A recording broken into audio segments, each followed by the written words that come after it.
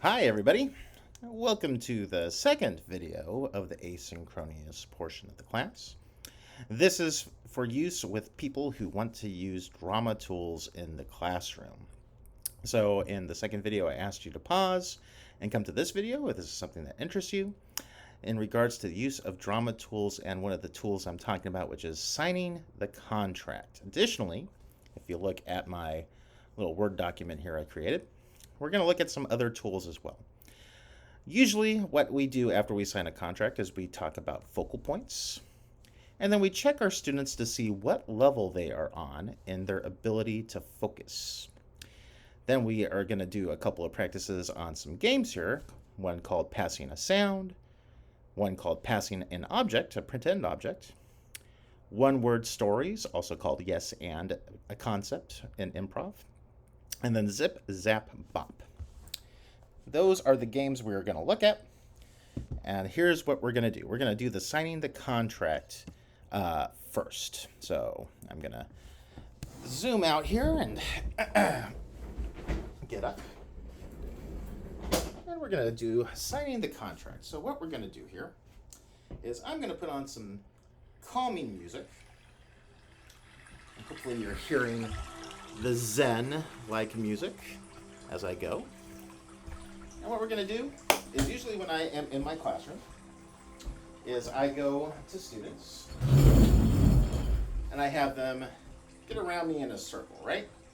And I'm the one who's leading the class, and I tell students while we're in the circle, you might have 20 students, you might have 10 students, wherever it is, but you have them all get in a circle about arm lengths apart, right about here, right? And you go to your students and say, okay, everybody, we're going to sign the contract. So here's the steps we're going to do. We're going to stretch our arms up to the sky, and we're going to bring our hands down to our temples.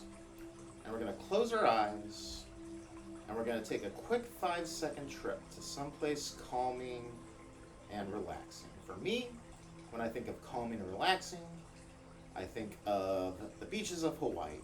And I'm just going to take a quick little mental trip, and this is me signing the contract to control my mind when I'm in this space with this group.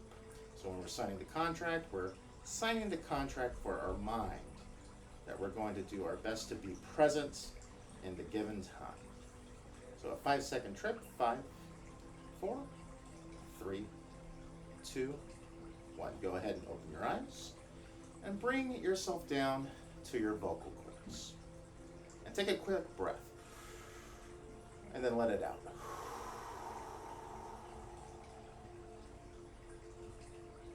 Take another deep breath in. And take another deep breath out. And this is us signing the contract to be in control of our voices. Because when we're in this group, we're going to respect each other by being quiet at the given time and listen to the directions we are being given. Now, we're going to take our hands, and we're going to sign the contract to control our body. So we're going to go gently down to our legs, almost touching our toes, and this is us signing the contract to control our body. Because when we're in this circle, we want to make sure that we are respectful of each other's space and understanding where we're at with everybody. Okay, so that's the contract there. There's one other piece. We're going to bring it in a little bit. And again, imagine we have students, or perhaps your aides or your fellow peers right next to you. And we're going to step in, and we're going to put our arms around the shoulders of our students or our peers. And this is to sign the contract to show cooperation with others. And that we're going to be controlling ourselves in this environment. So that's the steps for signing the contract. So after you go over the steps with the students, you would say, okay, let's try to sign the contract without any interruptions, right?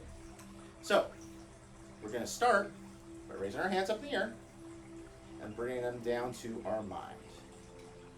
And take that quick 5-second trip. For me, I'm going to Hawaii right now and enjoying the beaches by listening to my Zen music. 5-second trip. 5, 4, 3, 2, 1. Go ahead and open your eyes. Bring your hands to your throat and take 2 deep breaths.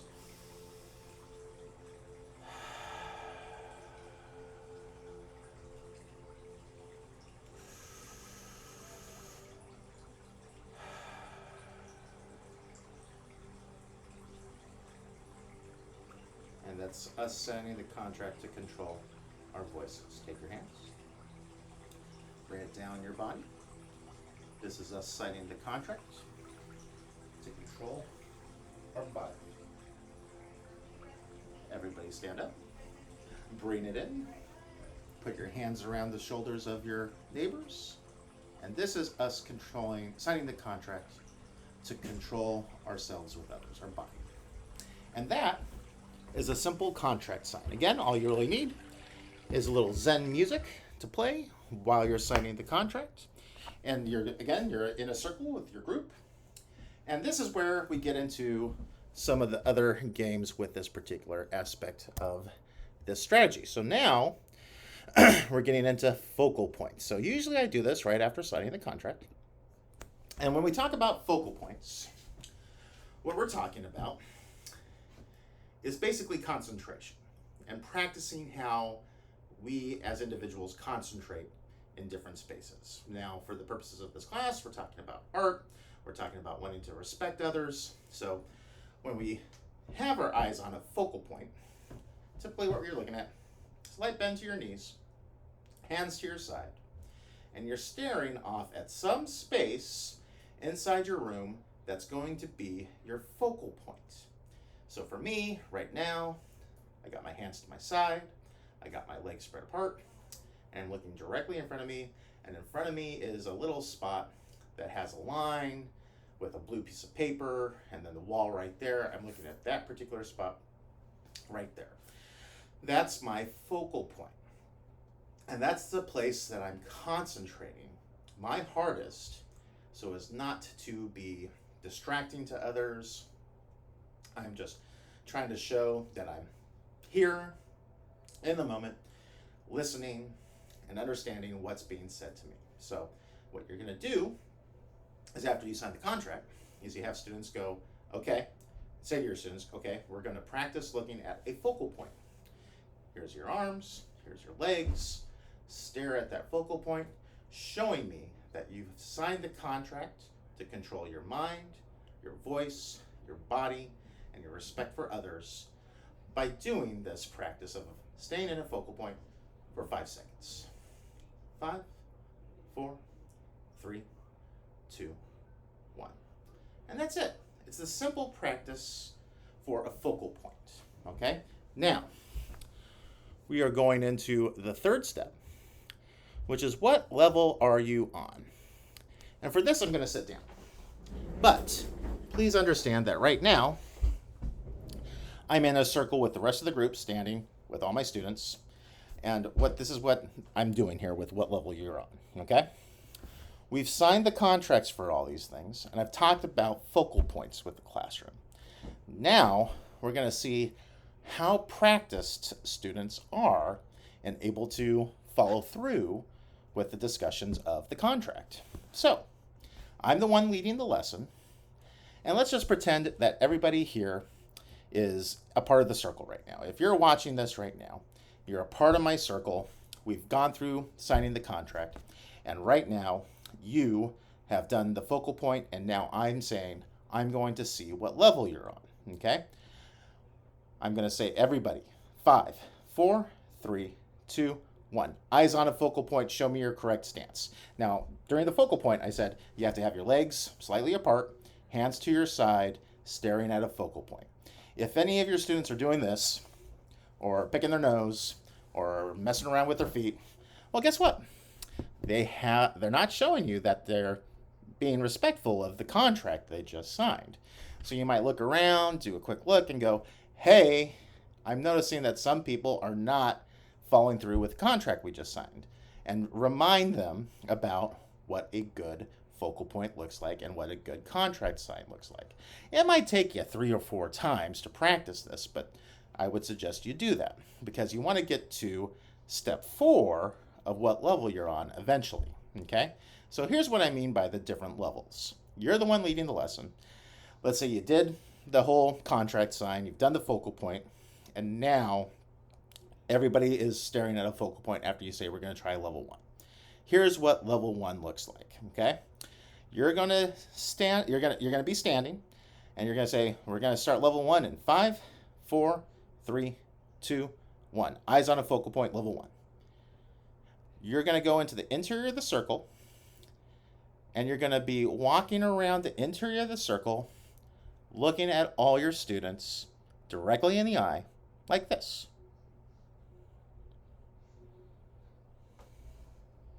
Next student. Next student. Next student. Okay? So you do that for the whole interior of the circle, and, hopefully nobody breaks their contract. Hopefully nobody giggles, nobody messes around, yada, yada, yada. So you do it all through the interior of the circle until you get to the spot where you're at. And you go, hopefully, if everybody's followed through with the contract, great job. Everybody, take 5 seconds to get your giggles out. Ha, ha, ha, ha, ha. And you let everybody go, hoo, hoo, hoo, hoo. And then after that, you go 5, 4, 3, 2, 1. Everybody in the ready position, right? So everybody gets into their ready position, eyes on a focal point. You go to level 2. Level 2 is a little trickier. And you kind of, you build this up. You say, hey, level 2 is a little trickier. It's going to be kind of like level 1 with an added little different component to it.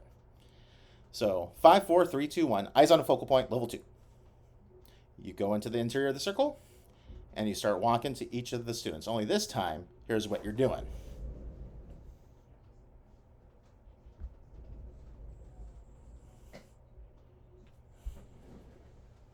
Next student.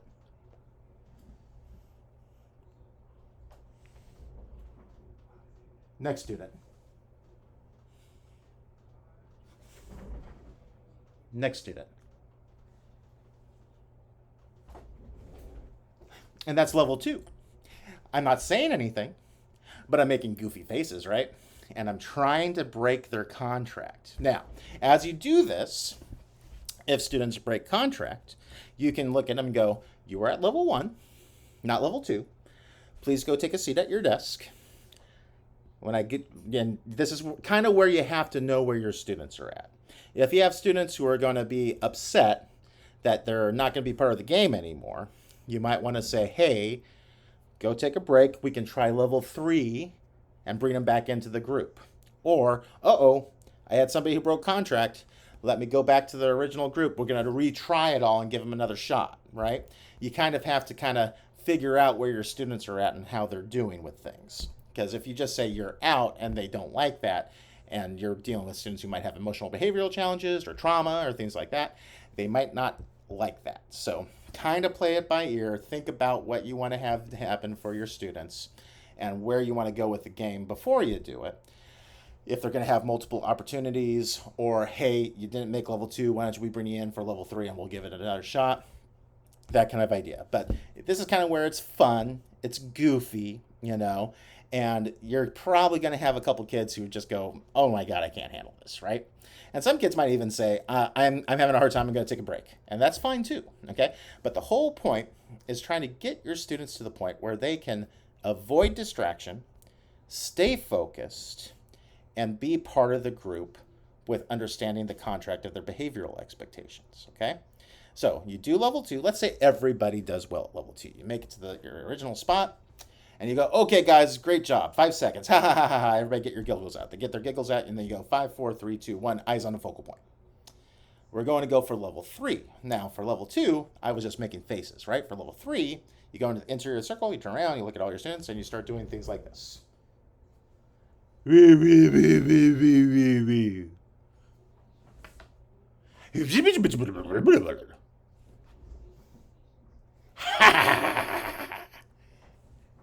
Level 3 is the funny face piece with added sounds, right?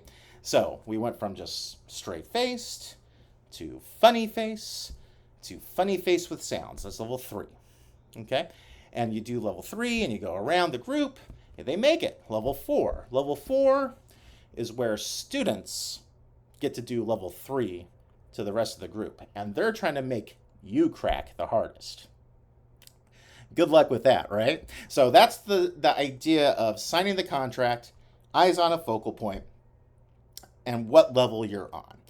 And it's trying to get kids to understand the importance of being respectful with their voice, with their mind, with their bodies, and with their interactions with others. And if you're working with individuals who have a history of trauma or problems with poverty, things like that, where they've not had exactly the privileges of people who don't have those problems in their lives, typically those individuals might have problems with interactions with others or not understanding how teamwork works. These are kind of good building blocks to work with individuals, students who have those travesties in their lives that have caused traumas in them, and help them build skills that work well with others. That's kind of the piece I'm looking at with this, okay? So, and it also helps build behavior skills inside your classroom, because it makes students kind of think about, oh, I need to be mindful of others or what I'm saying and for these times. And hopefully, if you have a group of kids who enjoy these kind of things, they'll start, building into that, and they go, oh, we're going to sign the contract. So they might start getting really excited about that. And that's what you want to see. You want to see your students get excited about these things. So this is a good drama practice. If you're something that you're interested in, I would strongly suggest it. I usually do it whenever I start doing some sort of drama piece inside my classroom, as a good way to get students in focus, going, and ready to rock in any sort of theatrical piece. It also leads to the ability for other drama games as well. So for instance, let's talk about passing a sound here real quick, all right? So let's say I'm in my circle, right? I'm standing up. I should just go ahead and stand up again. I'm standing up, I got my circle around here, and we're going to pass a sound. So, very simple game. You just go, here's what we're going to do, guys. I'm going to pass a sound, and the person to my right or my left is going to try to pass that sound to the next person. So I might do something like a ha-woo. Might add some movement to it. So then the person to my right goes ha-woo, and the person to his right goes ha-woo, and it just keeps going around in a circle, all right? And then as soon as it gets back to me, I might pass a new sound, boom. And the person on my right goes boom, and the person on his right goes boom, and it just goes back to me, hopefully, in the circle. We're trying to get faster and faster and faster about this. And then I might, while I do a passive sound, if I want to amp up the difficulty level, I might go something like wah. And then I might look to my left, and while that sound's being passed, I look over and go zoom. And then they go zoom and go around here. And I try to make things go a little crazier and faster. And it's kind of a real good training piece in regards to getting students to think about going faster, teamwork, looking where they're at, being aware of things. So a sound pass, good little 2-minute quick game that you can do. You can do anything you want with it. You can do any action with it.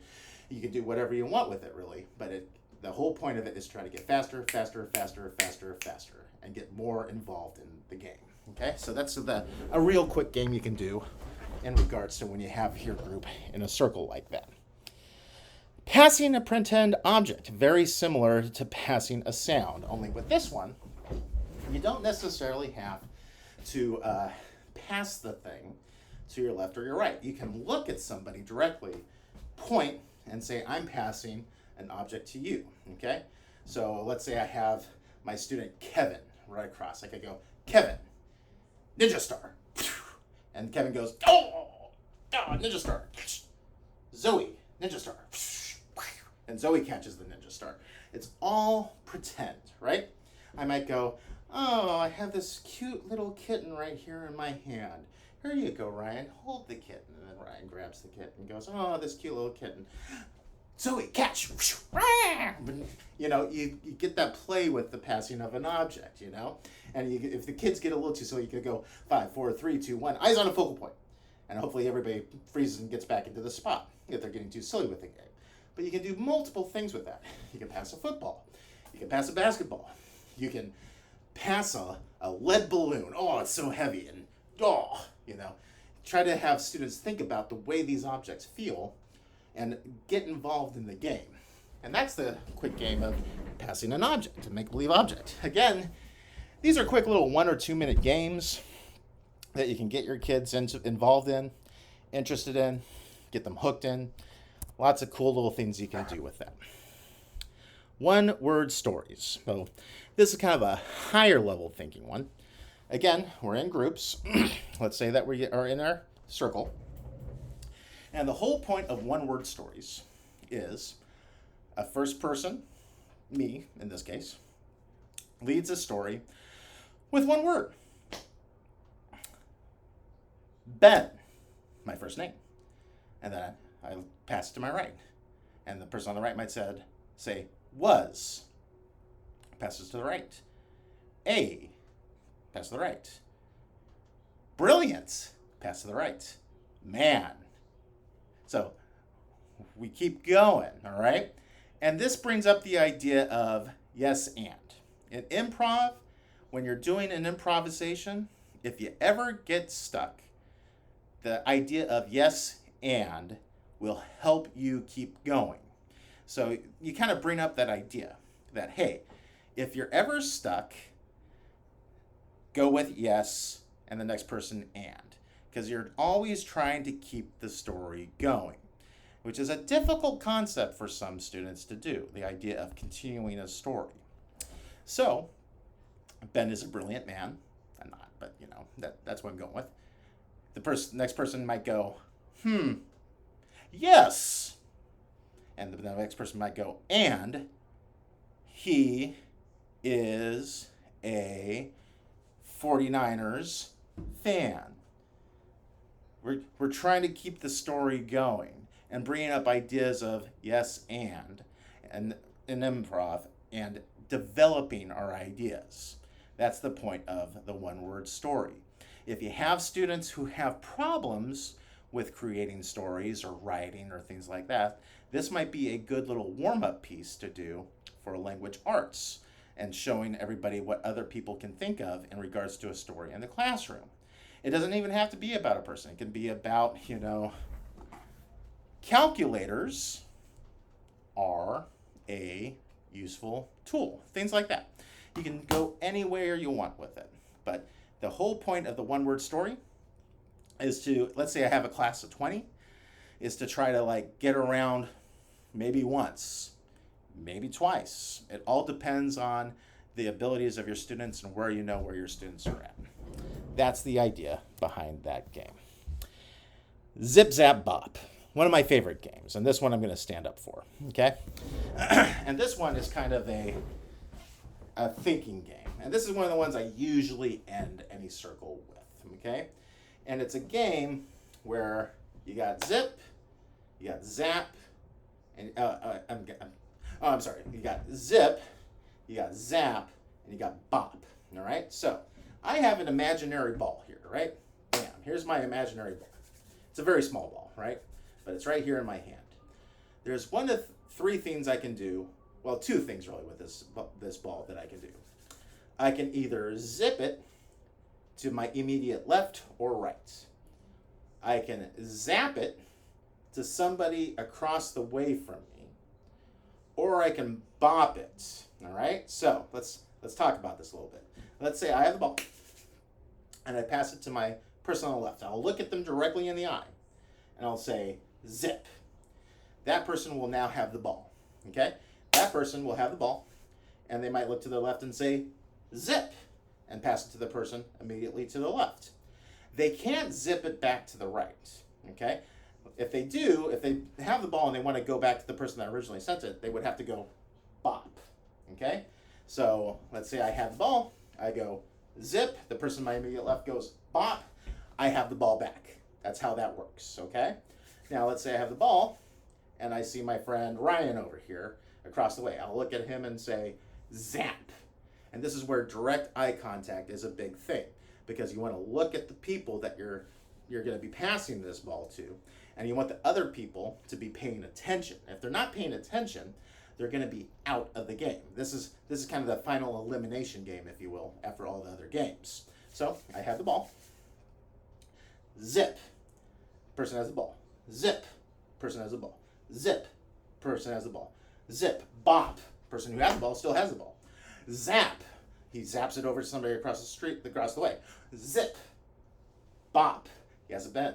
Zap across the way. The basic rules of the game is you can't zip a zip, you can't zap a zap, and you can't bop a bop. If you do any of those things, you're out, okay? Now, you'll probably want to do a couple little practices to get students and yourselves acquainted with the game. But eventually you're going to go, okay, this is for realsies.